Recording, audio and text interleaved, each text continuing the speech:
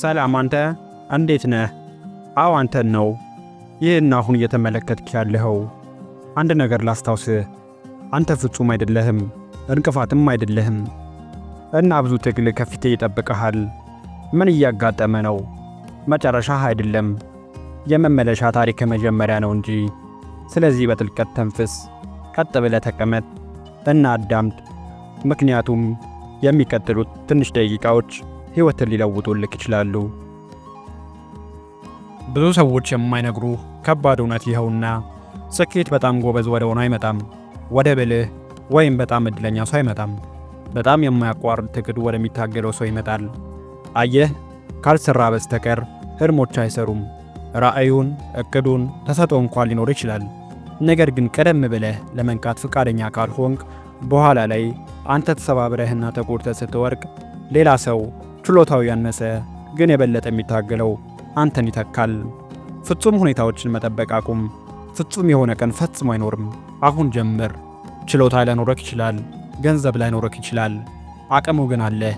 ምንም ነገር የማድረጊያው ሪሞት በእጅ ነው። አጠቃቀሙ ያንተን ፈቃደኝነት ይጠይቃል። ህመም ጠላት አይደለም። ህመም አንተ ሊኖር የሚችለው ትልቁ አስተማሪ ነው። የምናርገው በህመም ነው። የምንማረው በውድቀት ነው። ምቾት እንዲኖርህ አትፈልግ። ለመለወጥ ከኮንፈርት ዞን ውጣ። ከተመቸህ እጋብህ እንጂ ለውጥህ አይታይህም። ታዲያ ሕይወት ስትመታ መልሰህ ምታት። ያንን ህመም ተጠቀምበት፣ ወደ ሌላ አልጀውጠው። ምክንያቱም እያንዳንዱ ጠባሳ ታሪክህን ይናገራል። በጥሞና አዳምጥ። ተነሳሽነት ጊዜያዊ ነው፣ ልክ እንደ ብልጭታ ነው።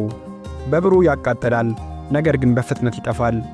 ነገር ግን ተግሳጽ ያ የማይጠፋው እሳት ነው። ራስህን ተቆጣው፣ ያኔ ሁሉም ነገር ይገለጽልሃል። መታየት የማትፈልግባቸው ቀናት ይመጣሉ። አእምሮህ ተው የሚልበት ጊዜ ይኖራል። አትስማው።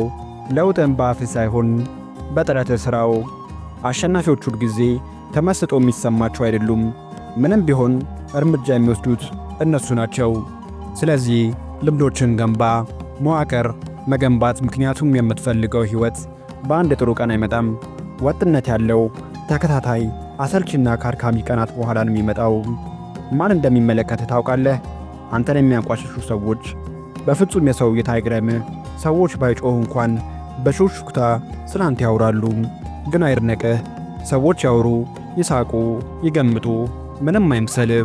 ምክንያቱም ስለ እሱ ለመነጋገር እዚህ ስላልሆንክ፣ ስለ እሱ ለመሆን አንተ እዚህ ነህ።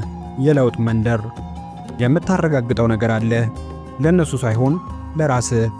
ከሰበቦች የበለጠ ጠንካራ መሆንን አረጋግጥ። የማትሰበር መሆንን አረጋግጥ። ትክክለኛውን ጊዜ መጠበቅ አቁም። ምልክትን መጠበቅ አቁም። ይህ ያንተን ምልክት ነው። ከአሁን ሰዓት ጀምሮ አስብና ወደ ተግባር ግባ። በእያንዳንዱ ሰከንድ ማመንታት ሌላ ሰው ወደፊት እየገሰገሰ ነው። ስለዚህ ራስህን ጠይቅ። ምን ያህል መጨከን ትፈልጋለህ? ለመሥዋዕትነት ተርበሃል? ትኩረትን የሚከፋፈሉ ነገሮች ለመከላከል? ማንም ሳያጨበጭብልህ ለመቀጠል? ጊዜ አሁን ነው። እዚሁ ልክ አሁን። ይህ ሀፍታ እንዲያልፍ አትፍቀድ። ተነሳና ያንተን የሆነውን አሳድ። ፈቃድ አያስፈልግህም። ማጽደቅ አያስፈልግህም። የሚያስፈልግህ በውስጡ ያለው እሳት ነው። ስለዚህ በቁመት ልክ ቁም። ወደ መኖር ተሻገር። የጉዞ ባለቤት ሁን። ይሉኝታን አትፍራ። ባለሀብት የሆኑ ሰዎችን አስብ። ስኬታቸው የተቸራቸው ስጦታ ሳይሆን ሳይታክቱ እያንዳንዷን ትግል ወደ ወርቅ ስለመነዘሯት ነው። ይህች ዓለም የሚስማማትን ብዙ ሰዎችን አትፈልግም።